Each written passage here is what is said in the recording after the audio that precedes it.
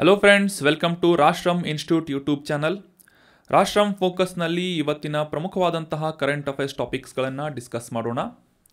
ಈಗ ಡಿಸ್ಕಸ್ ಮಾಡ್ತಾ ಇರುವಂತಹ ನೋಟ್ಸ್ಗಳನ್ನು ಫ್ರೀಯಾಗಿ ಡೌನ್ಲೋಡ್ ಮಾಡ್ಕೋಬೇಕು ಅಂತಂದರೆ ರಾಷ್ಟ್ರಂ ಇನ್ಸ್ಟಿಟ್ಯೂಟ್ನ ಟೆಲಿಗ್ರಾಮ್ ಚಾನಲನ್ನು ಸಬ್ಸ್ಕ್ರೈಬ್ ಮಾಡಿ. ಟೆಲಿಗ್ರಾಮ್ ಚಾನಲ್ನ ಲಿಂಕನ್ನು ಡಿಸ್ಕ್ರಿಪ್ಷನ್ ಬಾಕ್ಸ್ನಲ್ಲಿ ನೀಡಲಾಗಿದೆ. ಇನ್ನು ಇವತ್ತಿನ ಡಿಸ್ಕಷನ್ನನ್ನು ಪ್ರಾರಂಭ ಮಾಡೋದಕ್ಕಿಂತ ಮುಂಚೆ ಕಳೆದ ಸೆಷನ್ನಲ್ಲಿ ಕೇಳಲಾದಂತಹ ಪ್ರಶ್ನೆಯ ಸರಿಯಾದ ಉತ್ತರ ಏನು ಅಂತ ಮೊದಲು ತಿಳಿದುಕೊಳ್ಳೋಣ. ಕಾವೇರಿ ನದಿಗೆ ಅಡ್ಡಲಾಗಿ ಕಟ್ಟಲಾಗಿರುವಂತಹ ಈ ಮೆಟ್ಟೂರು ಅಣೆಕಟ್ಟು ಎಲ್ಲಿದೆ ಅಂತ ಪ್ರಶ್ನೆಯನ್ನು ಕೇಳಲಾಗಿತ್ತು. ಆಪ್ಷನ್ಗಳಲ್ಲಿ ಕರ್ನಾಟಕ, ತಮಿಳುನಾಡು, ಪುದುಚೇರಿ ಅಥವಾ ಕೇರಳ ಅಂತ ನೀಡಲಾಗಿದ್ದು ಸರಿಯಾದ ಉತ್ತರ ಏನು ಅಂತಂದರೆ ಆಪ್ಷನ್ 2, ತಮಿಳುನಾಡು ರಾಜ್ಯದಲ್ಲಿ ಈ ಮೆಟ್ಟೂರು ಅಣೆಕಟ್ಟನ್ನು ಕಾವೇರಿ ನದಿಗೆ ಅಡ್ಡಲಾಗಿ ಕಟ್ಟಲಾಗಿದೆ ಅನ್ನೋದು ಸರಿಯಾದಂಥ ಆನ್ಸರ್ ಆಗಿದೆ. 1934ನೇ ಇಸವಿಯಲ್ಲಿ ಅಂದರೆ ಬ್ರಿಟಿಷ್ ಆಡಳಿತದ ಸಂದರ್ಭದಲ್ಲಿ ಈ ಕಾವೇರಿ ನದಿಗೆ ಮೆಟ್ಟೂರು ಡ್ಯಾಮನ್ನು ನಿರ್ಮಾಣ ಮಾಡಲಾಗಿತ್ತು.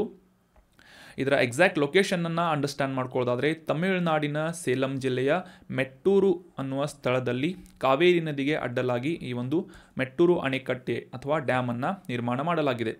ಸುಮಾರು 2,71,000 ಎಕರೆಯಷ್ಟು ಕೃಷಿ ಭೂಮಿಗೆ ನೀರಾವರಿಯನ್ನು ಒದಗಿಸುವಂತಹ ಒಂದು ಪ್ರಮುಖವಾದಂತಹ ಅಣೆಕಟ್ಟು ಅಥವಾ ಯೋಜನೆ ಮೆಟ್ಟೂರು ಅಣೆಕಟ್ಟು ಯೋಜನೆ ಆಗಿದೆ. ಈ ತಮಿಳುನಾಡಿನ ಸೇಲಂ, ಈರೋಡ್, ನಾಮಕ್ಕಲ್, ಕರೂರ್, ತಿರುಚಿರಾಪಳ್ಳಿ ಮತ್ತು ತಂಜಾವೂರು ಜಿಲ್ಲೆಗಳಿಗೆ ಈ ಒಂದು ಕೃಷಿ ಭೂಮಿಗಳಿಗೆ ನೀರಾವರಿಯನ್ನು ಒದಗಿಸುವಂತಹ ನಿಟ್ಟಿನಲ್ಲಿ 1934ನೇ ಇಸವಿಯಲ್ಲಿ ಮೆಟ್ಟೂರು ಅಣೆಕಟ್ಟನ್ನು ನಿರ್ಮಾಣ ಮಾಡಲಾಗಿತ್ತು ಅಂತ ನಾವು ಅಂಡರ್ಸ್ಟ್ಯಾಂಡ್ ಮಾಡ್ಕೋಬೇಕು. ಸೊ ಸರಿಯಾಗಿ ಆನ್ಸರ್ ಮಾಡಿದಂತಹ ಕಮೆಂಟ್ ಮಾಡಿದಂತಹ ಎಲ್ಲ ಸ್ಟೂಡೆಂಟ್ಸ್ಗಳಿಗೂ ಕೂಡ ವೆರಿ ವೆಲ್ ಡನ್. ಇದೇ ರೀತಿಯಾಗಿ ಡಿಸ್ಕಷನ್ನಲ್ಲಿ ಭಾಗವಹಿಸ್ತಾ ಇರಿ, ನಿಮ್ಮ ಆನ್ಸರ್ಗಳನ್ನು ಮತ್ತು ಅನಿಸಿಕೆಗಳನ್ನು ಕಮೆಂಟ್ ಮಾಡ್ತಾ ಇರಿ ಅಂತ ಹೇಳ್ತಾ ಇವತ್ತಿನ ಪ್ರಶ್ನೆ ಏನು ಅಂತ ನೋಡೋಣ. ಆನ್ಸರ್ ಮಾಡೋದಕ್ಕೆ ಟ್ರೈ ಮಾಡಿ. ಪೆಟ್ರೋಲಿಯಂ ಕೋಕ್ ಅಥವಾ ಪೆಟ್ ಕೋಕ್ ಅನ್ನುವ ಈ ಒಂದು ಪದ ಅಥವಾ ಈ ಒಂದು ವಿಷಯ ನ್ಯೂಸ್ನಲ್ಲಿತ್ತು. ಸೊ ಹೀಗಾಗಿ ಈ ಪೆಟ್ ಕೋಕ್ ಕುರಿತಾದಂತಹ ಈ ಕೆಳಗಿನ ಯಾವ ಹೇಳಿಕೆ ಸರಿಯಾಗಿದೆ ಅಂತ ಗುರುತಿಸಬೇಕು. ಆಪ್ಷನ್ 1 ಅಥವಾ ಸ್ಟೇಟ್ಮೆಂಟ್ 1, ಇದು ತೈಲ ಸಂಸ್ಕರಣೆಯಿಂದ ಹೊರತೆಗೆಯಲಾದಂತಹ ಸಂದರ್ಭದಲ್ಲಿ ಉಳಿದಂತಹ ತ್ಯಾಜ್ಯವಾಗಿದೆ ಅಂತ ಇದೆ. ಆಪ್ಷನ್ 2, ಇದು ಕಾರ್ಬನ್ ಸಮೃದ್ಧ ಘನ ವಸ್ತು ಆಗಿದೆ ಅಂತ ಇದೆ.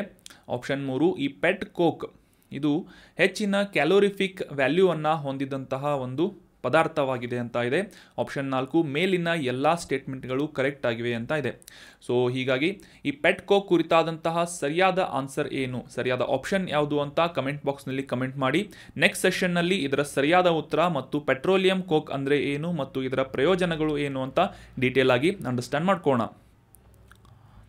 ಇನ್ನು ಇವತ್ತಿನ ಡಿಸ್ಕಷನನ್ನು ಪ್ರಾರಂಭ ಮಾಡುವುದಕ್ಕಿಂತ ಮುಂಚೆ ಇತ್ತೀಚೆಗೆ ಕಾಲ್ಫಾರ್ಮ್ ಮಾಡಲಾದಂತಹ 384 ಗೆಜೆಟೆಡ್ ಪ್ರೊಬೇಷನರಿ KAS ಹುದ್ದೆಗಳಿಗೆ ತಯಾರಿ ಆಗ್ತಾ ಇರುವಂತಹ ಸ್ಟೂಡೆಂಟ್ಸ್ಗಳಿಗೆ ನಿಮ್ಮ ಪ್ರಿಪ್ರೇಷನನ್ನು ಬೂಸ್ಟ್ ಮಾಡುವಂತಹ ಉದ್ದೇಶದಿಂದ ಮಾರ್ಚ್ 4ನೇ ತಾರೀಕಿನಿಂದ ರಾಷ್ಟ್ರಂ ಇನ್ಸ್ಟಿಟ್ಯೂಟ್ ಸಪ್ತಾಪುರ್ ಧಾರವಾಡದಲ್ಲಿ ಕ್ರ್ಯಾಶ್ ಕೋರ್ಸನ್ನು ಪ್ರಾರಂಭ ಮಾಡಲಾಗ್ತಾ ಇದೆ.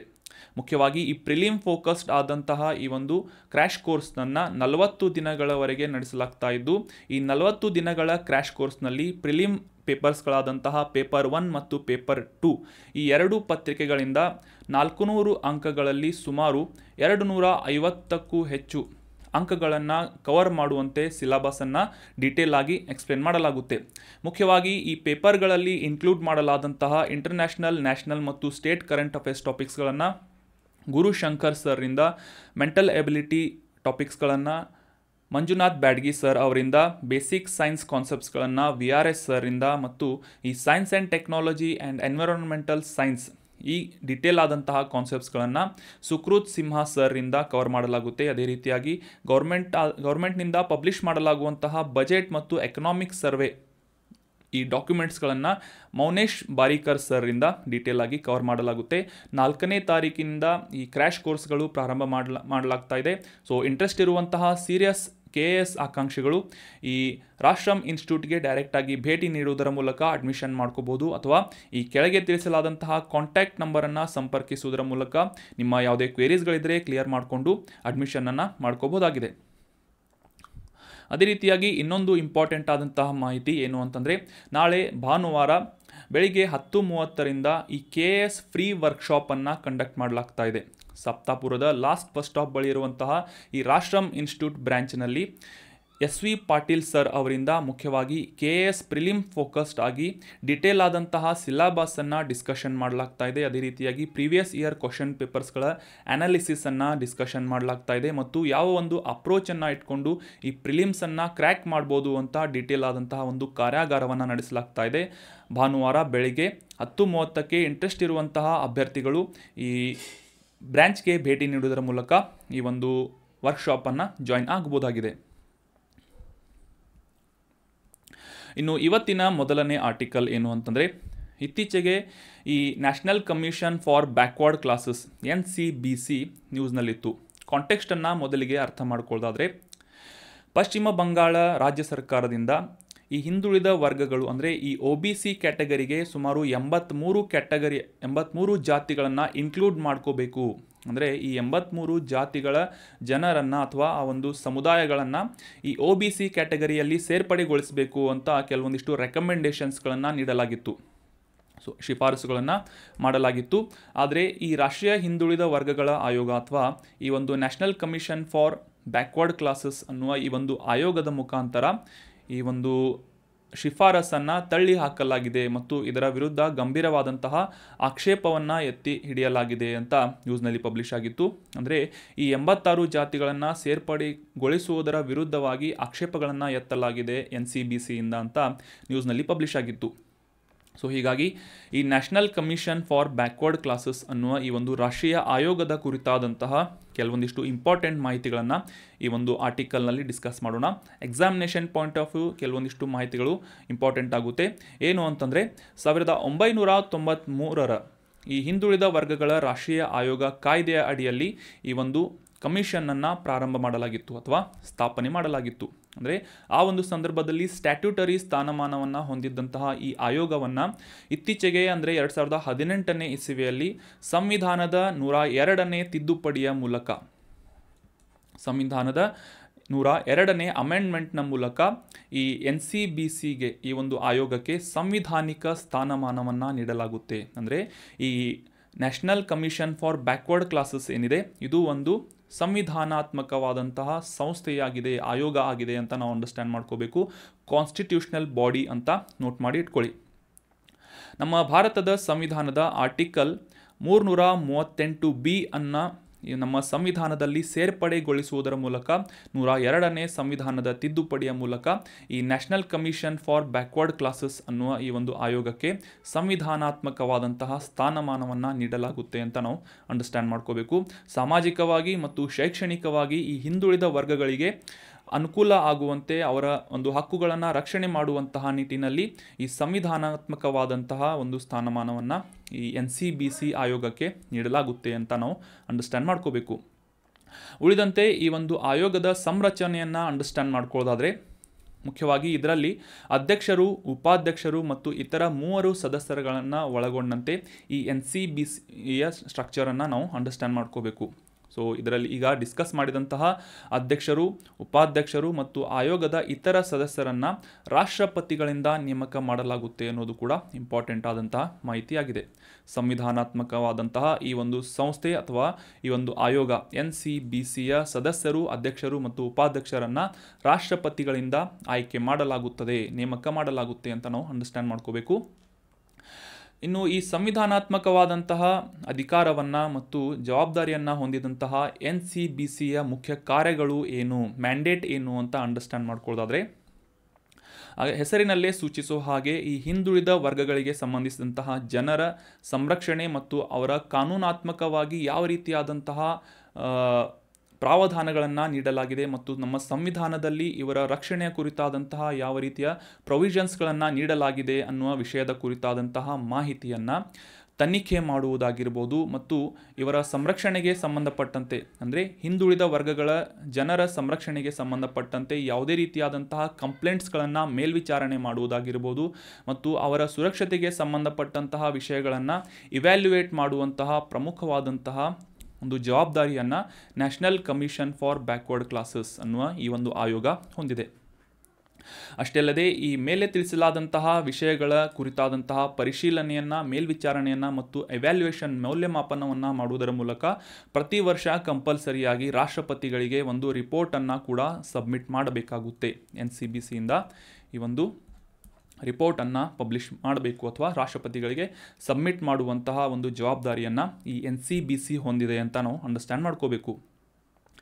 ಈಗ ತಿಳಿಸಲಾದಂತಹ ಮೇಲ್ವಿಚಾರಣೆ ಆಗಿರ್ಬೋದು, ಇನ್ವೆಸ್ಟಿಗೇಷನ್ ಆಗಿರ್ಬೋದು, ಯಾವುದೇ ರೀತಿಯಾದಂತಹ ಈ ಒಂದು ಕಾರ್ಯವನ್ನು ನಿರ್ವಹಿಸುವಂತಹ ಸಂದರ್ಭದಲ್ಲಿ ಆ ಒಂದು ವಿಷಯಕ್ಕೆ ಸಂಬಂಧಪಟ್ಟಂತೆ ಯಾವುದೇ ಒಬ್ಬ ವ್ಯಕ್ತಿಯನ್ನು ಆಯೋಗಕ್ಕೆ ಕರೆಸಿಕೊಳ್ಳುವಂತಹ ಅಧಿಕಾರ ಮತ್ತು ಯಾವುದೇ ಒಂದು ಡಾಕ್ಯುಮೆಂಟ್ಸ್ಗಳನ್ನು ಎನ್ಕ್ವೈರ್ ಮಾಡುವಂತಹ, ವೆರಿಫೈ ಮಾಡುವಂತಹ ಅಧಿಕಾರ ಮತ್ತು ಅಫಿಡವಿಟ್ಗಳ ಮೇಲಿನ ಸಾಕ್ಷ್ಯವನ್ನು ಸ್ವೀಕರಿಸುವಂತಹ ಸಿವಿಲ್ ನ್ಯಾಯಾಲಯದ ಒಂದು ಅಧಿಕಾರವನ್ನು, ಎಲ್ಲ ಅಧಿಕಾರವನ್ನು ಈ NCBC ಹೊಂದಿದೆ ಅಂತ ನಾವು ಅಂಡರ್ಸ್ಟ್ಯಾಂಡ್ ಮಾಡ್ಕೋಬೇಕು.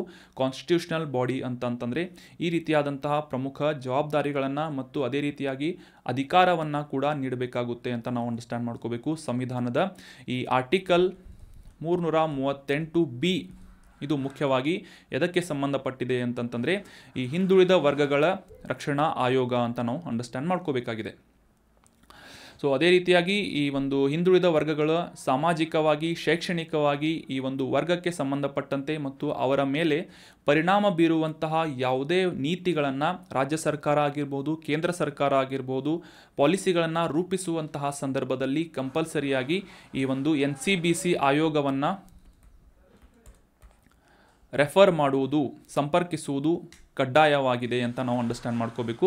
ಅದೇ ರೀತಿಯಾಗಿ ಈ ಒಂದು NCBCಯಿಂದ ಯಾವುದೇ ರೀತಿಯಾದಂತಹ ವಿಷಯಗಳನ್ನು ಪರಿಶೀಲನೆ ಮಾಡುವುದಾಗಿರ್ಬೋದು ಅಥವಾ ಯಾವುದೇ ಒಂದು ಪ್ರೊಸೀಜರನ್ನು ಫಾಲೋ ಮಾಡುವುದಾಗಿರ್ಬೋದು, ಆ ಒಂದು ನಿಟ್ಟಿನಲ್ಲಿ ಸಂಪೂರ್ಣವಾದಂತಹ ಸ್ವತಂತ್ರವನ್ನು, ಅಧಿಕಾರವನ್ನು, ಕಾರ್ಯವಿಧಾನವನ್ನು ನಿಯಂತ್ರಿಸುವಂತಹ ಅಧಿಕಾರವನ್ನು ಈ NCBC ಹೊಂದಿದೆ ಅಂತ ನಾವು ಅಂಡರ್ಸ್ಟ್ಯಾಂಡ್ ಮಾಡ್ಕೋಬೇಕು. So that was about detailed information of national commission for backward classes ಅಂತ ಅಂಡರ್ಸ್ಟ್ಯಾಂಡ್ ಮಾಡ್ಕೋಬೇಕು. ಮುಖ್ಯವಾಗಿ 102ನೇ ತಿದ್ದುಪಡಿಯ ಮೂಲಕ 2018ರಲ್ಲಿ ಸಂವಿಧಾನದ ತಿದ್ದುಪಡಿಯನ್ನು ಮಾಡುವುದರ ಮೂಲಕ ಆರ್ಟಿಕಲ್ 338B ಅನ್ನು ಈ ಒಂದು ಸಂವಿಧಾನಕ್ಕೆ ಸೇರ್ಪಡೆಗೊಳಿಸುವುದರ ಮೂಲಕ ಈ ಹಿಂದುಳಿದ ವರ್ಗಗಳ ರಾಷ್ಟ್ರೀಯ ಆಯೋಗಕ್ಕೆ ಏನು ಮಾಡ್ತಾರೆ, ಸಂವಿಧಾನಾತ್ಮಕವಾದಂತಹ ಸ್ಥಾನಮಾನವನ್ನು ನೀಡಲಾಗುತ್ತೆ ಅಂತ ನಾವು ಅಂಡರ್ಸ್ಟ್ಯಾಂಡ್ ಮಾಡ್ಕೊಂಡ್ವಿ. ಇದರ ಮುಖ್ಯವಾದಂತಹ ಕಾರ್ಯಗಳು, ಜವಾಬ್ದಾರಿಗಳು ಯಾವಿವೆ ಅಂತ ಕೂಡ ಡೀಟೇಲ್ ಆಗಿ ಅಂಡರ್ಸ್ಟ್ಯಾಂಡ್ ಮಾಡ್ಕೊಂಡ್ವಿ. ಇನ್ನು ಮುಂದಿನ ಆರ್ಟಿಕಲ್ ಸೈನ್ಸ್ ಆ್ಯಂಡ್ ಟೆಕ್ನಾಲಜಿಗೆ ಸಂಬಂಧಪಟ್ಟಂತಹ ಒಂದು ಇಂಪಾರ್ಟೆಂಟ್ ಆದಂತಹ ಆರ್ಟಿಕಲ್ ಆಗಿದ್ದು, ಪ್ರತಿ ಬಾರಿ ಈ ಲಾಂಚ್ ವೆಹಿಕಲ್ಸ್ಗಳು ಅಥವಾ ರಾಕೆಟ್ಸ್ಗಳಾಗಿರ್ಬೋದು, ಸ್ಯಾಟಲೈಟ್ಸ್ಗಳಾಗಿರ್ಬೋದು, ಇವುಗಳನ್ನು ಲಾಂಚ್ ಮಾಡುವಂತಹ ಸಂದರ್ಭದಲ್ಲಿ ನಾವು ನ್ಯೂಸ್ನಲ್ಲಿ ಆಂಧ್ರ ಪ್ರದೇಶದಲ್ಲಿರುವಂತಹ ಶ್ರೀಹರಿಕೋಟಾದ ಬಗ್ಗೆ ಅಥವಾ ಈ ಒಂದು ಶ್ರೀಹರಿಕೋಟಾದಲ್ಲಿರುವಂತಹ ಸತೀಶ್ ಧವನ್ ಬಾಹ್ಯಾಕಾಶ ಕೇಂದ್ರದ ಬಗ್ಗೆ ಓದ್ತಾ ಇರ್ತೇವೆ. ಸೊ ಅದೇ ರೀತಿಯಾಗಿ ಈ ಒಂದು ಸ್ಪೇಸ್ ಕ್ರಾಫ್ಟ್ಗಳನ್ನು ಲಾಂಚ್ ಮಾಡುವಂತಹ ಸಂದರ್ಭದಲ್ಲಿ ಭಾರತದ ಇನ್ನೊಂದು ಪ್ಲ್ಯಾಟ್ಫಾರ್ಮನ್ನು ಡೆವಲಪ್ ಮಾಡಲಾಗ್ತಾ ಇದೆ. ಸ್ಯಾಟಲೈಟ್ ಲಾಂಚ್ ವೆಹಿಕಲ್ ಪ್ಲ್ಯಾಟ್ಫಾರ್ಮನ್ನು ಡೆವಲಪ್ ಮಾಡಲಾಗ್ತಾ ಇದೆ, ಎಸ್ಟಾಬ್ಲಿಷ್ ಮಾಡಲಾಗ್ತಾ ಇದೆ. ಅದು ಎಲ್ಲಿ ಅಂತಂತಂದರೆ ಈ ತಮಿಳುನಾಡಿನ ದಕ್ಷಿಣ ಭಾಗದಲ್ಲಿರುವಂತಹ ಕುಲಶೇಖರ ಪಟ್ಟಣಂ ಅನ್ನುವ ಒಂದು ಸ್ಥಳದಲ್ಲಿ ಈ ಸ್ಪೇಸ್ ಪೋರ್ಟ್ ಅಥವಾ ಬಾಹ್ಯಾಕಾಶ ನಿಲ್ದಾಣವನ್ನು ಸ್ಥಾಪನೆ ಮಾಡಲಾಗ್ತಾ ಇದೆ. ಸೊ ಇದೇ ಒಂದು ಉದ್ದೇಶದಿಂದ ಇತ್ತೀಚೆಗೆ ಪ್ರಧಾನಮಂತ್ರಿ ಅವರಿಂದ ಈ ಒಂದು ಸ್ಥಳದಲ್ಲಿ ಶಂಕು ಸ್ಥಾಪನೆ ಮಾಡಲಾಯಿತು ಅಂತ ನಾವು ಅಂಡರ್ಸ್ಟ್ಯಾಂಡ್ ಮಾಡ್ಕೋಬೇಕು ಅಥವಾ ನ್ಯೂಸ್ನ ಕಾಂಟೆಕ್ಸ್ಟ್ನಲ್ಲಿ ಬಂದಿತ್ತು. ಸೊ ಹೀಗಾಗಿ ಈ ಒಂದು ಸ್ಪೇಸ್ ಪೋರ್ಟ್ ಕುರಿತಾದಂತಹ ಕೆಲವೊಂದಿಷ್ಟು ಇಂಪಾರ್ಟೆಂಟ್ ಆದಂತಹ ಮಾಹಿತಿಗಳನ್ನು ಅಂಡರ್ಸ್ಟ್ಯಾಂಡ್ ಮಾಡ್ಕೊಳ್ಳೋಣ. ಅದಕ್ಕಿಂತ ಮುಂಚೆ 1971ನೇ ಇಸವಿಯಲ್ಲಿ ಆಂಧ್ರ ಪ್ರದೇಶದ ಶ್ರೀಹರಿಕೋಟಾ ಅನ್ನುವ ಸ್ಥಳದಲ್ಲಿ ಸತೀಶ್ ಧವನ್ ಬಾಹ್ಯಾಕಾಶ ಕೇಂದ್ರದ ಮೂಲಕ ಈ ಒಂದು ಸ್ಯಾಟಲೈಟ್ಸ್ಗಳನ್ನು ಅಥವಾ ಉಪಗ್ರಹಗಳನ್ನು ಉಡಾವಣೆ ಮಾಡುವಂತಹ ಒಂದು ಪ್ಲ್ಯಾಟ್ಫಾರ್ಮನ್ನು ಸ್ಥಾಪನೆ ಮಾಡಲಾಗುತ್ತೆ. ಸೊ ಇದು ಭಾರತದಲ್ಲಿ 2ನೇ ಒಂದು ಬಾಹ್ಯಾಕಾಶ ನಿಲ್ದಾಣವಾಗಿ ತಮಿಳುನಾಡಿನ ಕುಲಶೇಖರ ಪಟ್ಟಣದಲ್ಲಿ, ಈ ಒಂದು ತೂತುಕುಡಿ ಜಿಲ್ಲೆಯಲ್ಲಿ ಕುಲಶೇಖರ ಪಟ್ಟಣ ಅನ್ನುವ ಸ್ಥಳದಲ್ಲಿ ಈ ಒಂದು 2ನೇ ಬಾಹ್ಯಾಕಾಶ ನಿಲ್ದಾಣವನ್ನು ಸ್ಥಾಪನೆ ಮಾಡಲಾಗ್ತಾ ಇದೆ ಅಂತ ನಾವು ಇಂಪಾರ್ಟೆಂಟ್ ಆದಂತಹ ಮಾಹಿತಿಯನ್ನು ಅಂಡರ್ಸ್ಟ್ಯಾಂಡ್ ಮಾಡ್ಕೋಬೇಕು. ಈ ಒಂದು ಭಾರತದ ಮ್ಯಾಪ್ನಲ್ಲಿ ಕ್ಲಿಯರ್ ಆಗಿ ಅಂಡರ್ಸ್ಟ್ಯಾಂಡ್ ಮಾಡ್ಕೋಬೇಕು. ಆಂಧ್ರ ಪ್ರದೇಶದ ಶ್ರೀಹರಿಕೋಟಾವನ್ನು ಈ ಒಂದು ಕರಾವಳಿ ಪ್ರದೇಶದಲ್ಲಿ ನಾವು ಗುರುತಿಸ್ಬೋದು. ಅದೇ ರೀತಿಯಾಗಿ ತಮಿಳುನಾಡಿನ ದಕ್ಷಿಣ ಭಾಗದಲ್ಲಿರುವಂತಹ ಈ ತೂತುಕುಡಿ ಅನ್ನುವ ಜಿಲ್ಲೆಯಲ್ಲಿರುವಂತಹ ಕುಲಶೇಖರ ಪಟ್ಟಣದಲ್ಲಿ ಭಾರತದ 2ನೇ ಬಾಹ್ಯಾಕಾಶ ನಿಲ್ದಾಣವನ್ನು ಸ್ಥಾಪನೆ ಮಾಡಲಾಗ್ತಾ ಇದೆ. ಸೊ ಇದರ ಒಂದು ಶಂಕುಸ್ಥಾಪನೆಯನ್ನು ಮಾಡಲಾಯಿತು ಅಂತ ಕೂಡ ನಾವು ಅಂಡರ್ಸ್ಟ್ಯಾಂಡ್ ಮಾಡ್ಕೋಬೇಕಾಗಿದೆ. ಆಗಲೇ ತಿಳಿಸಿದ ಹಾಗೆ ಈ ಸ್ಯಾಟಲೈಟ್ಗಳನ್ನು ಲಾಂಚ್ ಮಾಡುವಂತಹ ನಿಟ್ಟಿನಲ್ಲಿ ಭಾರತ ಸಾಕಷ್ಟು ಮುಂದುವರಿದಂತಹ ರಾಷ್ಟ್ರವಾಗಿದ್ದು ಈ ಒಂದು ಸ್ಕಿಲ್ಗಳನ್ನು ಅಥವಾ ಈ ಒಂದು ಇನ್ಫ್ರಾಸ್ಟ್ರಕ್ಚರನ್ನು ಕಮರ್ಷಿಯಲೈಸ್ ಮಾಡುವಂತಹ ಉದ್ದೇಶದಿಂದ, ಅಂದರೆ ಇತರ ರಾಷ್ಟ್ರಗಳ ಸ್ಯಾಟಲೈಟ್ಸ್ಗಳನ್ನು ಲಾಂಚ್ ಮಾಡುವುದರಿಂದ ಆ ಒಂದು ವಾಣಿಜ್ಯ ಆಧಾರಿತವಾದಂತಹ ಪ್ರಕ್ರಿಯೆಗಳನ್ನು ನಡೆಸುವಂತಹ ನಿಟ್ಟಿನಲ್ಲಿ ಈ ಸ್ಮಾಲ್ ಸ್ಯಾಟಲೈಟ್ ಲಾಂಚ್ ವೆಹಿಕಲ್ಗಳನ್ನು ಉಡಾವಣೆ ಮಾಡುವಂತಹ ಒಂದು ಪ್ಲ್ಯಾಟ್ಫಾರ್ಮನ್ನು ಕುಲಶೇಖರ ಪಟ್ಟಣದಲ್ಲಿ ಸ್ಥಾಪನೆ ಮಾಡಲಾಗ್ತಾ ಇದೆ ಅಂತ ನಾವು ಅಂಡರ್ಸ್ಟ್ಯಾಂಡ್ ಮಾಡ್ಕೋಬೇಕು. ಸ್ಮಾಲ್ ಸ್ಯಾಟಲೈಟ್ ಲಾಂಚ್ ವೆಹಿಕಲ್ಸ್ ಅಥವಾ ಸಣ್ಣ ಉಪಗ್ರಹ ಉಡಾವಣಾ ವಾಹನಗಳನ್ನು ಕೂಡ ಈ ಒಂದು ಸ್ಥಳದಿಂದ ಲಾಂಚ್ ಮಾಡುವಂತಹ ಮುಖ್ಯವಾದಂತಹ ಫೋಕಸನ್ನು ಮಾಡಲಾಗ್ತಾ ಇದೆ. ವರ್ಷಕ್ಕೆ ಸುಮಾರು 24 ಉಪಗ್ರಹಗಳನ್ನು ಉಡಾವಣೆ ಮಾಡುವಂತಹ ಒಂದು ಸಾಮರ್ಥ್ಯವನ್ನು ಈ ಕುಲಶೇಖರ ಪಟ್ಟಣದಲ್ಲಿನ ಬಾಹ್ಯಾಕಾಶ ನಿಲ್ದಾಣ ಹೊಂದಲಿದ್ದು ಸುಮಾರು 986 ಕೋಟಿ ರೂಪಾಯಿ ವೆಚ್ಚಗಳಲ್ಲಿ ಈ ಒಂದು ಪ್ಲ್ಯಾಟ್ಫಾರ್ಮನ್ನು ಡೆವಲಪ್ ಮಾಡಲಾಗ್ತಾ ಇದೆ, ಸ್ಥಾಪನೆ ಮಾಡಲಾಗ್ತಾ ಇದೆ ಅಂತ ನಾವು ಅಂಡರ್ಸ್ಟ್ಯಾಂಡ್ ಮಾಡ್ಕೋಬೇಕು. ಇನ್ನು ಈ ಆರ್ಟಿಕಲ್ನಲ್ಲಿ ಡಿಸ್ಕಸ್ ಮಾಡಿದಂತಹ ಸ್ಮಾಲ್ ಸ್ಯಾಟಲೈಟ್ ಲಾಂಚ್ ವೆಹಿಕಲ್ ಅಂದರೆ ಏನು, SSLV ಅಂದರೆ ಏನು ಅಂತ ನೋಡೋದಾದರೆ, ಮುಖ್ಯವಾಗಿ ಈ ಉಡಾವಣಾ ವಾಹನಗಳು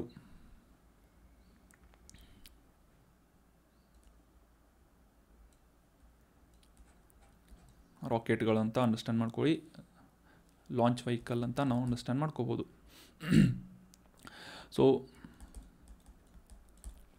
ಸೊ ಈ ಒಂದು ಲಾಂಚ್ ವೆಹಿಕಲ್ನಲ್ಲಿ ಮುಖ್ಯವಾಗಿ ಈ ಸ್ಮಾಲ್ ಸ್ಯಾಟಲೈಟ್ ಲಾಂಚ್ ವೆಹಿಕಲ್ ಅಂತಂದರೆ 2 ಮೀಟರ್ ವ್ಯಾಸವನ್ನು ಹೊಂದಿದಂತಹ ಮತ್ತು ಸುಮಾರು 34 ಮೀಟರ್ ಎತ್ತರವನ್ನು ಹೊಂದಿದಂತಹ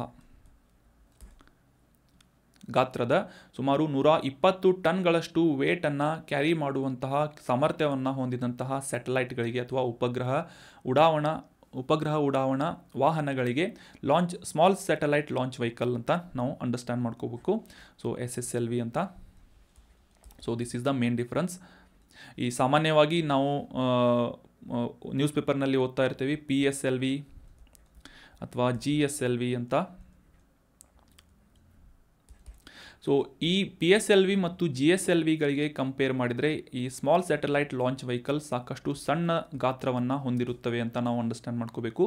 ಸೊ ಈ ರೀತಿಯಾದಂತಹ ಚಿಕ್ಕ ಗಾತ್ರದ ಸ್ಯಾಟಲೈಟ್ ಲಾಂಚ್ ವೆಹಿಕಲ್ಗಳನ್ನು ಲಾಂಚ್ ಮಾಡುವಂತಹ ಅಥವಾ ಉಡಾವಣೆ ಮಾಡುವಂತಹ ಸಂದರ್ಭದಲ್ಲಿ ಈ ಕುಲಶೇಖರ ಪಟ್ಟಣದಲ್ಲಿರುವಂತಹ ಬಾಹ್ಯಾಕಾಶ ನಿಲ್ದಾಣವನ್ನು ಉಪಯೋಗಿಸಬಹುದು ಮತ್ತು ವಾಣಿಜ್ಯ ಕಾರ್ಯಕ್ರಮಗಳನ್ನು, ಪ್ರೋಗ್ರಾಮ್ಸ್ಗಳನ್ನು ಅಥವಾ ಸ್ಪೇಸ್ ಪ್ರೋಗ್ರಾಮ್ಗಳನ್ನು ನಡೆಸುವಂತಹ ನಿಟ್ಟಿನಲ್ಲಿ ಇದು ಸಾಕಷ್ಟು ಅನುಕೂಲವನ್ನು ಮಾಡಿಕೊಡಲಿದೆ ಅಂತ ನಿರೀಕ್ಷೆಯನ್ನು ಮಾಡಲಾಗಿದೆ. ಅಷ್ಟೇ ಅಲ್ಲದೆ ಈ ಒಂದು SSLV ಏನಿದೆ ಮುಖ್ಯವಾಗಿ 500 ಕಿಲೋಗ್ರಾಮ್ನಷ್ಟು ವೇಟನ್ನು ಹೊಂದಿದಂತಹ, ತೂಕವನ್ನು ಹೊಂದಿದಂತಹ ಉಪಗ್ರಹವನ್ನು ಭೂಮಿಯಿಂದ ಸುಮಾರು 500 ಕಿಲೋಮೀಟರ್ಗಳಷ್ಟು ಎತ್ತರದಲ್ಲಿ ಪ್ಲೇನಾರ್ ಆರ್ಬಿಟ್ನಲ್ಲಿ, ಕಕ್ಷೆಯಲ್ಲಿ ತಲುಪಿಸುವಂತಹ ಒಂದು ಸಾಮರ್ಥ್ಯವನ್ನು ಸ್ಮಾಲ್ ಸ್ಯಾಟಲೈಟ್ ಲಾಂಚ್ ವೆಹಿಕಲ್ಗಳು ಹೊಂದಿರುತ್ತವೆ ಅಂತ ನಾವು ಅಂಡರ್ಸ್ಟ್ಯಾಂಡ್ ಮಾಡ್ಕೋಬೇಕು.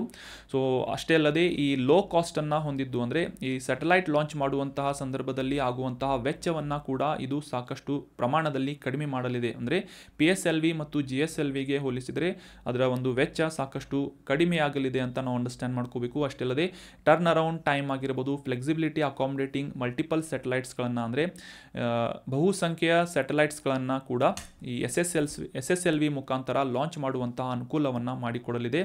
ಲಾಂಚ್ ಆನ್ ಡಿಮ್ಯಾಂಡ್ ಫೆಸಿಬಿಲಿಟಿ ಆಗಿರ್ಬೋದು, ಮಿನಿಮಲ್ ಲಾಂಚ್ ಇನ್ಫ್ರಾಸ್ಟ್ರಕ್ಚರ್ ರಿಕ್ವೈರ್ಮೆಂಟ್ ಅಂತಂದರೆ ಈ ಮೂಲ ಸೌಕರ್ಯದ ಕಡಿಮೆಯಾದಂತಹ ಅಥವಾ ಸಣ್ಣ ಪ್ರಮಾಣದ ಒಂದು ಮೂಲ ಸೌಕರ್ಯವನ್ನು ಒದಗಿಸುವುದರ ಮೂಲಕ ಈ ಸ್ಯಾಟಲೈಟ್ಗಳನ್ನು ಲಾಂಚ್ ಮಾಡುವಂತಹ ಅನುಕೂಲವನ್ನು ಈ SSLVಗಳು ಮಾಡಿಕೊಡಲಿವೆ ಅಂತ ನಾವು ಅಂಡರ್ಸ್ಟ್ಯಾಂಡ್ ಮಾಡ್ಕೋಬೇಕು. This is the main important ಆದಂತಹ ಮಾಹಿತಿ ಆಗಿದೆ.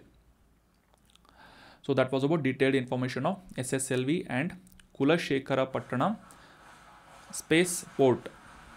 ಇದು ಎಲ್ಲಿದೆ ಅಂತಂದರೆ ತಮಿಳುನಾಡಿನಲ್ಲಿದೆ ಅಂತ ನಾವು ಅಂಡರ್ಸ್ಟ್ಯಾಂಡ್ ಮಾಡ್ಕೋಬೇಕು. ಇನ್ನು ಮುಂದಿನ ಆರ್ಟಿಕಲ್ ಕೂಡ ಸೈನ್ಸ್ ಆ್ಯಂಡ್ ಟೆಕ್ನಾಲಜಿಗೆ ಸಂಬಂಧಪಟ್ಟಂತಹ ಒಂದು ವೆರಿ ಇಂಪಾರ್ಟೆಂಟ್ ಆದಂತಹ ಆರ್ಟಿಕಲ್ ಆಗಿದ್ದು, ಜ್ಯೂಸ್ ಜಾಕಿಂಗ್ ಅಂತ ಇತ್ತೀಚೆಗೆ ನ್ಯೂಸ್ನಲ್ಲಿತ್ತು. ನಾವು ರೆಗ್ಯುಲರ್ ಆಗಿ ಕನ್ಸ್ಯೂಮ್ ಮಾಡುವಂತಹ ಜ್ಯೂಸ್ ಅಥವಾ ಪಾನೀಯಕ್ಕೆ ಸಂಬಂಧಪಟ್ಟಂತಹ ಮಾಹಿತಿಯಾಗಿಲ್ಲ ಇದು. ಜ್ಯೂಸ್ ಜಾಕಿಂಗ್ ಅಂತಂದರೆ ಇದು ಸೈಬರ್ ಅಟ್ಯಾಕ್ನ ಒಂದು ರೂಪ ಅಂತ ನಾವು ಅಂಡರ್ಸ್ಟ್ಯಾಂಡ್ ಮಾಡ್ಕೋಬೇಕು. ಇತ್ತೀಚೆಗೆ ಈ ಜ್ಯೂಸ್ ಜಾಕಿಂಗ್ ಅನ್ನುವ ಈ ಮೊಬೈಲ್ ಫೋನ್ ಬಳಕೆದಾರರಿಗೆ, ಅಂದರೆ ಜ್ಯೂಸ್ ಜಾಕಿಂಗ್ನ ಮುಖಾಂತರ ಮೊಬೈಲ್ ಫೋನ್ ಬಳಕೆದಾರರಿಗೆ ಸಾಕಷ್ಟು ಪ್ರಮಾಣದಲ್ಲಿ ತೊಂದರೆ ಆಗುವಂತಹ ಸಾಧ್ಯತೆಗಳು ಇವೆ. ಈ ಒಂದು ನಿಟ್ಟಿನಲ್ಲಿ RBIನಿಂದ ಸಾಕಷ್ಟು ಎಚ್ಚರಿಕೆಗಳನ್ನು ನೀಡಲಾಗ್ತಾ ಇದೆ ಅಂತ ನ್ಯೂಸ್ನಲ್ಲಿ ಪಬ್ಲಿಷ್ ಆಗಿತ್ತು. ಸೊ ಹೀಗಾಗಿ ಜ್ಯೂಸ್ ಜಾಕಿಂಗ್ ಅಂದರೆ ಏನು ಅಂತ ಡೀಟೇಲ್ ಆದಂತಹ ಕಾನ್ಸೆಪ್ಟನ್ನು ಈ ಒಂದು ಆರ್ಟಿಕಲ್ನಲ್ಲಿ ಅಂಡರ್ಸ್ಟ್ಯಾಂಡ್ ಮಾಡ್ಕೊಳ್ಳೋದಕ್ಕೆ ಟ್ರೈ ಮಾಡೋಣ. 2011ನೇ ಇಸವಿಯಲ್ಲಿ ಇನ್ವೆಸ್ಟಿಗೇಷನ್ ಜರ್ನಲಿಸ್ಟ್ ಆದಂತಹ ಬ್ರಿಯಾನ್ ಕ್ರೇಬ್ಸ್ ಅವರಿಂದ ಈ ಜ್ಯೂಸ್ ಜಾಕಿಂಗ್ ಅನ್ನುವ ಪದವನ್ನು ಮೊದಲ ಬಾರಿಗೆ ಬಳಸಲಾಗಿತ್ತು. ಈ ಜ್ಯೂಸ್ ಜಾಕಿಂಗ್ ಅಂದರೆ ಏನು ಅಂತ ಸಿಂಪಲ್ ಆಗಿ ಅಂಡರ್ಸ್ಟ್ಯಾಂಡ್ ಮಾಡ್ಕೊಳ್ಳೋದಾದರೆ, ಇದು ಸೈಬರ್ ಅಟ್ಯಾಕಿನ ಒಂದು ರೂಪವಾಗಿದ್ದು ಮುಖ್ಯವಾಗಿ ಈ ಪಬ್ಲಿಕ್ ಪ್ಲೇಸಸ್ಗಳಲ್ಲಿ USB ಚಾರ್ಜಿಂಗ್ ಪೋರ್ಟನ್ನು ಹ್ಯಾಕ್ ಮಾಡುವುದರ ಮೂಲಕ ಆ ಒಂದು ಪೋರ್ಟ್ಗೆ ಅಂದರೆ ಚಾರ್ಜಿಂಗ್ ಪೋರ್ಟ್ಗೆ ಕನೆಕ್ಟ್ ಆಗಿರುವಂತಹ ಮೊಬೈಲ್ಗಳಲ್ಲಿರುವಂತಹ ಪ್ರಮುಖ ಡೇಟಾಗಳನ್ನು ಕದಿಯುವುದು ಮತ್ತು ಒಂದು ಮಾಲ್ವೇರ್ಸ್ಗಳನ್ನು ಅಥವಾ ವೈರಸ್ಗಳನ್ನು ಅದರಲ್ಲಿ ಇನ್ಸ್ಟಾಲ್ ಮಾಡುವುದರ ಮೂಲಕ ಈ ಒಂದು ಮೊಬೈಲ್ಗಳ ಹಾರ್ಡ್ವೇರ್ ಮತ್ತು ಸಾಫ್ಟ್ವೇರ್ಗಳಲ್ಲಿ ಸಾಕಷ್ಟು ಪ್ರಮಾಣದಲ್ಲಿ ಬದಲಾವಣೆಗಳನ್ನು ಮಾಡುವಂತಹ ನಿಟ್ಟಿನಲ್ಲಿ ಈ ಒಂದು ಸೈಬರ್ ಅಟ್ಯಾಕನ್ನು ಮಾಡಲಾಗ್ತಾ ಇದೆ. ಈ ಒಂದು ಪ್ರಕ್ರಿಯೆಯನ್ನು ಜ್ಯೂಸ್ ಜಾಕಿಂಗ್ ಅಂತ ಕರೆಯಲಾಗುತ್ತೆ ಅಂತ ನಾವು ಅಂಡರ್ಸ್ಟ್ಯಾಂಡ್ ಮಾಡ್ಕೋಬೇಕು. ಸೊ ಅದೇ ರೀತಿಯಾಗಿ ಈ ಜ್ಯೂಸ್ ಜಾಕಿಂಗ್ನಲ್ಲಿ ಮುಖ್ಯವಾಗಿ ಈ ಕನೆಕ್ಟ್ ಆದಂತಹ ಮೊಬೈಲ್ಗಳ ಪಾಸ್ವರ್ಡ್ಸ್ಗಳಾಗಿರ್ಬೋದು, ಕ್ರೆಡಿಟ್ ಕಾರ್ಡ್ ಮಾಹಿತಿಗಳಾಗಿರ್ಬೋದು, ಅಡ್ರೆಸ್ಗಳಾಗಿರ್ಬೋದು, ಅದೇ ರೀತಿಯಾಗಿ ಉದ್ದೇಶಿತ ಸಾಧನಗಳಲ್ಲಿ ಬಳಸಲಾಗುವಂತಹ ವೈಯಕ್ತಿಕ ಸೂಕ್ಷ್ಮ ಡೇಟಾಗಳನ್ನು ಕದಿಯುವಂತಹ ನಿಟ್ಟಿನಲ್ಲಿ ಈ ಹ್ಯಾಕರ್ಗಳಿಂದ ಜ್ಯೂಸ್ ಜಾಕಿಂಗ್ ಅನ್ನುವ ಈ ಒಂದು ಸೈಬರ್ ಅಟ್ಯಾಕನ್ನು ಮಾಡಲಾಗ್ತಾ ಇದೆ ಅಂತ ನಾವು ಅಂಡರ್ಸ್ಟ್ಯಾಂಡ್ ಮಾಡ್ಕೋಬೇಕು. ಸಾಮಾನ್ಯವಾಗಿ ಈ ಮೊಬೈಲನ್ನು ಚಾರ್ಜ್ ಮಾಡುವಂತಹ ಚಾರ್ಜಿಂಗ್ ಪಾಯಿಂಟ್ಸ್ಗಳಾದಂತಹ ವಿಮಾನ ನಿಲ್ದಾಣಗಳಾಗಿರ್ಬೋದು, ಹೋಟೆಲ್ಗಳಾಗಿರ್ಬೋದು, ಶಾಪಿಂಗ್ ಮಾಲ್ಸ್ಗಳಾಗಿರ್ಬೋದು, ಈ ರೀತಿಯಾದಂತಹ ಸಾರ್ವಜನಿಕ ಸ್ಥಳಗಳಲ್ಲಿ ಈ ಜ್ಯೂಸ್ ಜಾಕಿಂಗ್ನ ಸಾಕಷ್ಟು ಘಟನೆಗಳು ವರದಿಯಾಗ್ತಾ ಇವೆ ಅಂತ ಮಾಹಿತಿಯನ್ನು ಶೇರ್ ಮಾಡಲಾಗಿದೆ. ಜ್ಯೂಸ್ ಜಾಕಿಂಗ್ ಬಗ್ಗೆ ಎಷ್ಟು ಜನ ಕೇಳಿದ್ರಿ ಇದಕ್ಕಿಂತ ಮುಂಚೆ ಅಂತ ಕಮೆಂಟ್ ಬಾಕ್ಸ್ನಲ್ಲಿ ಕಮೆಂಟ್ ಮಾಡಿ. ಸೊ ಅದೇ ರೀತಿಯಾಗಿ ಈ ಮೊಬೈಲ್ ಸಾಧನಗಳನ್ನು ಬಳಸುವಂತಹ ಸಂದರ್ಭದಲ್ಲಿ ವೈಯಕ್ತಿಕ ಆಗಿರಬಹುದು, ಹಣಕಾಸಿನ ಮಾಹಿತಿಯನ್ನು ಅಥವಾ ಡೇಟಾವನ್ನು ಸಂರಕ್ಷಣೆ ಮಾಡುವಂತಹ ನಿಟ್ಟಿನಲ್ಲಿ RBI ಈ ಜ್ಯೂಸ್ ಜಾಕಿಂಗ್ ಬಗ್ಗೆ ಸಾಕಷ್ಟು ಅವೇರ್ನೆಸ್ಸನ್ನು ಅಥವಾ ಒಂದು ಕಾಷನ್ಸ್ಗಳನ್ನು, ಎಚ್ಚರಿಕೆಯನ್ನು ನೀಡ್ತಾ ಇದೆ ಗ್ರಾಹಕರಿಗೆ ಅಂತ ನಾವು ಅಂಡರ್ಸ್ಟ್ಯಾಂಡ್ ಮಾಡ್ಕೋಬೇಕು. ಅದೇ ರೀತಿಯಾಗಿ ನ್ಯೂಸ್ನಲ್ಲಿ ಕೂಡ ಈ ಜ್ಯೂಸ್ ಜಾಕಿಂಗ್ ಬಗ್ಗೆ ನ್ಯೂಸನ್ನು ಪಬ್ಲಿಷ್ ಮಾಡಲಾಗಿತ್ತು. ಇನ್ನು ಯಾವ ರೀತಿಯಾದಂತಹ ಕ್ರಮಗಳನ್ನು ಕೈಗೊಳ್ಳುವುದರಿಂದ ಜ್ಯೂಸ್ ಜಾಕಿಂಗ್ನಿಂದ ನಾವು ಬಚಾವ್ ಆಗ್ಬೋದು ಅಂತ ಅಂಡರ್ಸ್ಟ್ಯಾಂಡ್ ಮಾಡ್ಕೊಳ್ಳೋದಾದರೆ, ಈ ಪಬ್ಲಿಕ್ ಪ್ಲೇಸಸ್ಗಳಲ್ಲಿ ಚಾರ್ಜಿಂಗ್ ಪಾಯಿಂಟ್ಗಳಲ್ಲಿ ಈ ಸಾರ್ವಜನಿಕ ಚಾರ್ಜಿಂಗ್ ಪೋರ್ಟಲ್ಗಳನ್ನು ಬಳಸುವುದನ್ನು ಬಿಟ್ಟು ನಮ್ಮ ಸ್ವಂತ ಮೊಬೈಲ್ ಚಾರ್ಜರ್ಗಳನ್ನು ಬಳಸಬೇಕು.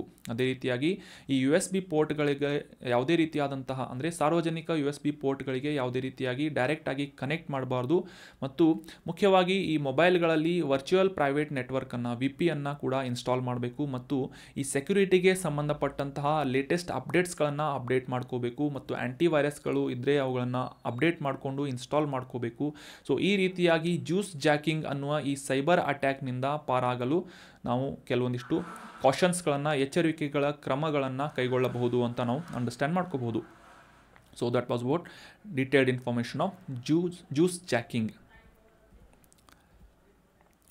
ಇನ್ನು ಮುಂದಿನ ಆರ್ಟಿಕಲ್ ಪ್ಯಾಂಗಾಂಗ್ ಅನ್ನುವ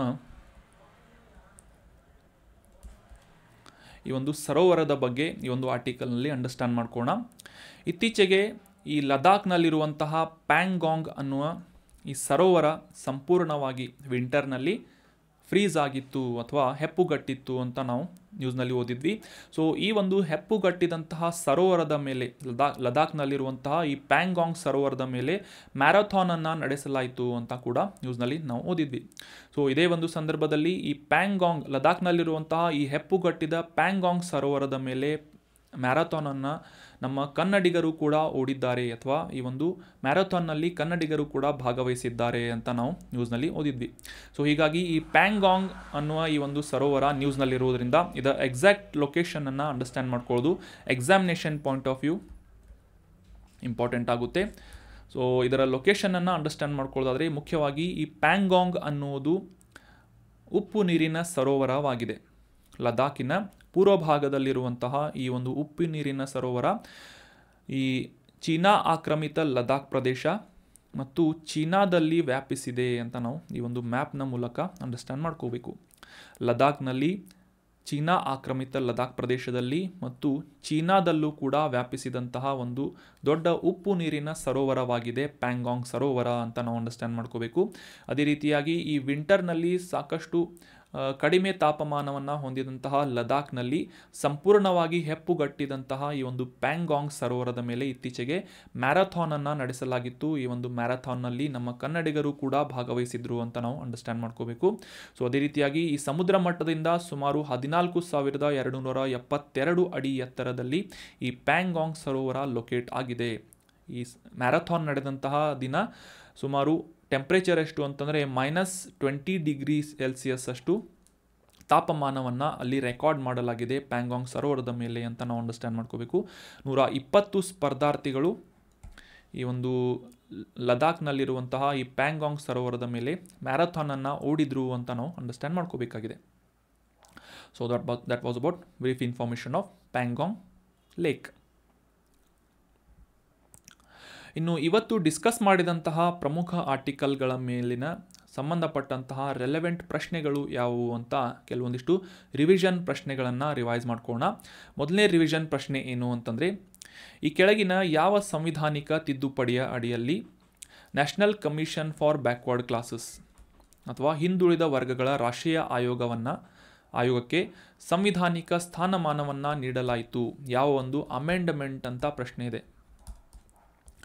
ಆಪ್ಷನ್ 1 98ನೇ ತಿದ್ದುಪಡಿ, ಆಪ್ಷನ್ 2 101ನೇ ಸಂವಿಧಾನದ ತಿದ್ದುಪಡಿ, ಆಪ್ಷನ್ 3 102ನೇ ಸಂವಿಧಾನದ ತಿದ್ದುಪಡಿ ಅಥವಾ ಆಪ್ಷನ್ 4 104ನೇ ಸಂವಿಧಾನದ ತಿದ್ದುಪಡಿ ಅಂತ ನೀಡಲಾಗಿದ್ದು ಸರಿಯಾದ ಉತ್ತರ ಏನು ಅಂತಂದರೆ 2018ರ ಭಾರತದ ಸಂವಿಧಾನದ 102ನೇ ತಿದ್ದುಪಡಿಯ ಅಡಿಯಲ್ಲಿ ಈ national commission for backward classes ಅನ್ನುವ ಈ ಒಂದು ಆಯೋಗಕ್ಕೆ ಸಂವಿಧಾನಿಕವಾದಂತಹ ಸ್ಥಾನಮಾನವನ್ನು ನೀಡಲಾಯಿತು. ಆರ್ಟಿಕಲ್ 338B ಅನ್ನು ಸೇರ್ಪಡೆ ಮಾಡುವುದರ ಮೂಲಕ ಈ ಒಂದು ತಿದ್ದುಪಡಿಯನ್ನು ಕಂಡಕ್ಟ್ ಮಾಡಲಾಗಿತ್ತು.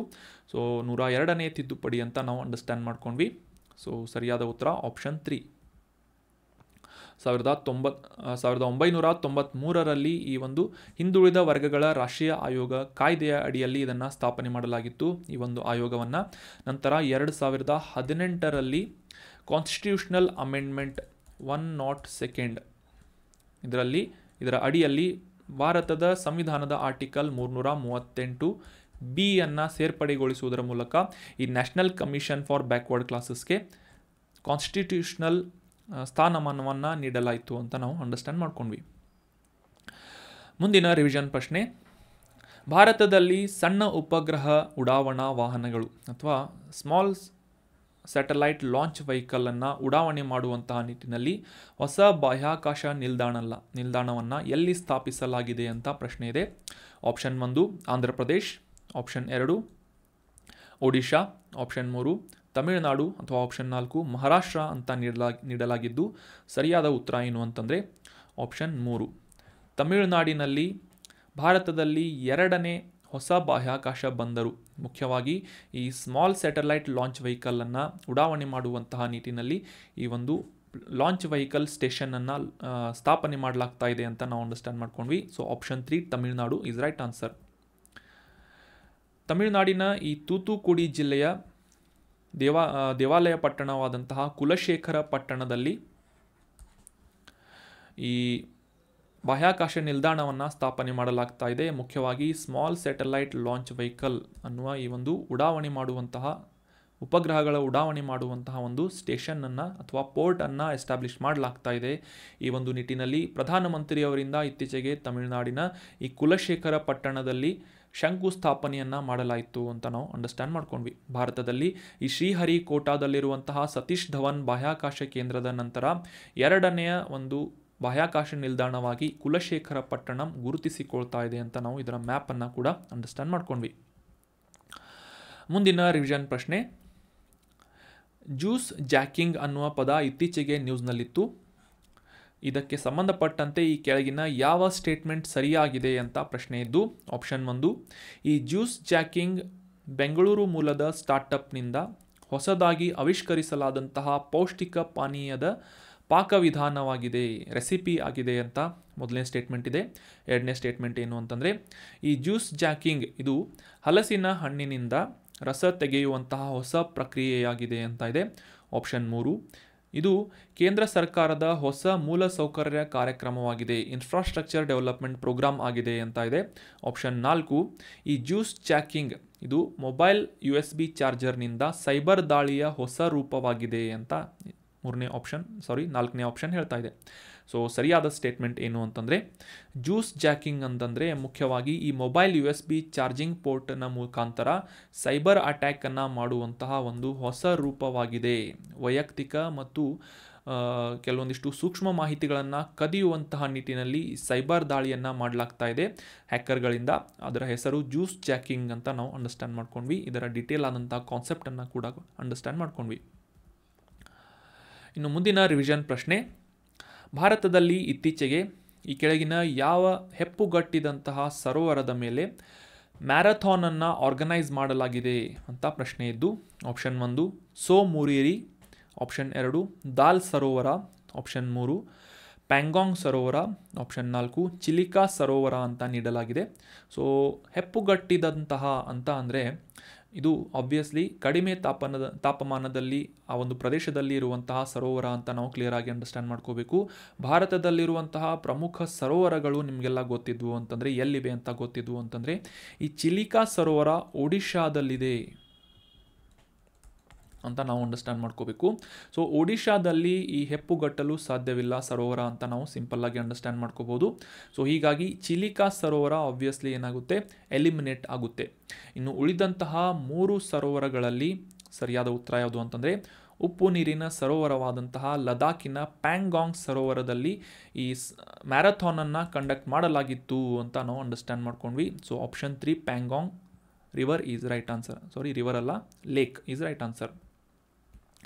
ಲದಾಖಿನ ಈ ಪ್ಯಾಂಗಾಂಗ್ ಸರೋವರದಲ್ಲಿ ಇತ್ತೀಚೆಗೆ ಹೆಪ್ಪುಗಟ್ಟಿದಂಥ ಈ ಒಂದು ಸರೋವರದ ಮೇಲೆ ಮ್ಯಾರಥಾನನ್ನು ಆಯೋಜನೆ ಮಾಡಲಾಗಿತ್ತು. ಇದರಲ್ಲಿ ಕನ್ನಡಿಗರು ಕೂಡ ಭಾಗವಹಿಸಿದ್ರು ಅಂತ ನಾವು ನ್ಯೂಸ್ನಲ್ಲಿ ಅಂಡರ್ಸ್ಟ್ಯಾಂಡ್ ಮಾಡ್ಕೊಂಡ್ವಿ. So that was all about today's discussion friends.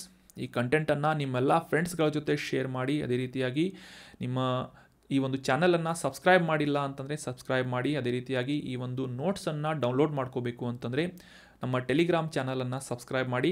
Thank you so much for joining the discussion. Have an awesome day.